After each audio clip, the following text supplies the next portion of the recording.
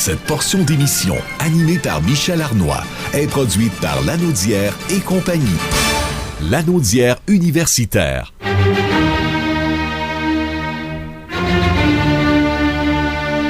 Est une présentation du Centre régional universitaire de Lanaudière. Voici Pierre-Luc Belrose. Pierre-Luc Belrose, comment allez-vous? Très bien, vous, Michel? Absolument. Très bien. On travaille toujours très en profondeur dans ce milieu. Vous le savez. Vous avez d'ailleurs parcouru un article de Francis Veil dans la presse qui porte sur les études universitaires et vous voulez nous en parler. Oui, vous connaissez bien Francis Veil. C'est un chroniqueur, un journaliste au niveau des affaires et de l'économie. C'est un diplômé des HEC, puis il a été à 3 reprises lauréat du prix d'excellence de journaliste financier. Donc, c'est quand même là une sommité dans ce domaine. Et ce matin, effectivement, il y avait un article très intéressant en lien avec une étude menée par le CERANO, qui est le Centre interuniversitaire de recherche en analyse des organisations. On compte 275 chercheurs associés à ce centre interuniversitaire. Donc, c'était le rendement privé et social de l'éducation universitaire au Québec. Donc, comme vous le savez, on parle souvent des nombreux avantages d'aller chercher un diplôme universitaire, que ce soit au niveau du salaire, des conditions de travail, des perspectives d'emploi.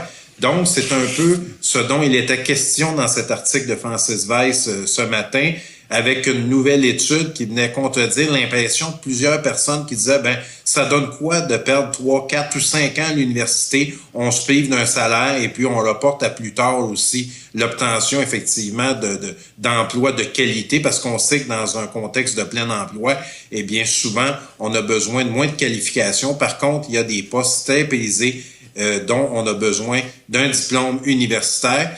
Donc, on le voit, c'est non seulement très payant pour l'individu, mais aussi pour la société en général. Bien entendu, les champs d'études ne procurent pas tous les mêmes avantages financiers.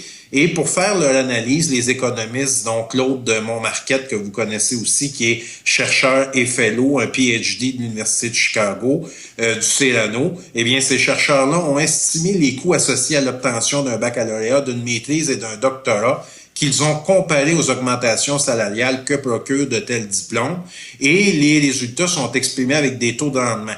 Donc, il est possible de comparer le rendement qu'on obtient en investissant dans sa formation à celui qu'on aurait eu, par exemple, en plaçant le même argent dans un certificat de dépôt ou à la bourse.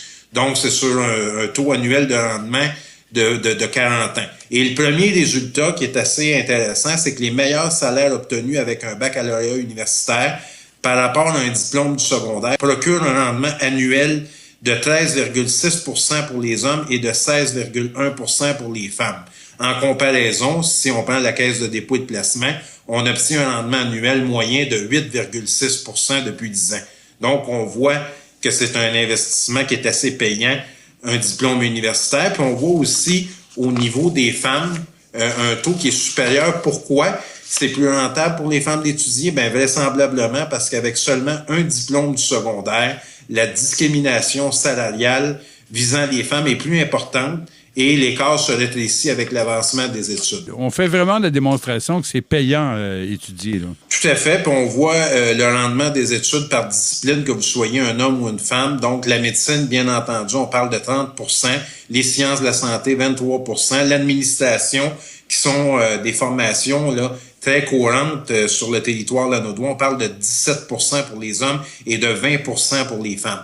Donc, on voit que c'est plus que rentable là, de faire des études universitaires, que c'est pas un caprice et que malgré le plein emploi, eh bien, la qualification de la main-d'œuvre est particulièrement importante et intéressante aussi pour les individus. Décidément, Pierre-Luc Belrose, vous êtes dans une branche payante. Tout à fait, Michel. Là-dessus, je vous dis merci et on se retrouve la semaine prochaine. Merci, Michel. Bonne semaine. Lanaudière universitaire vous a été présenté par le CRUL.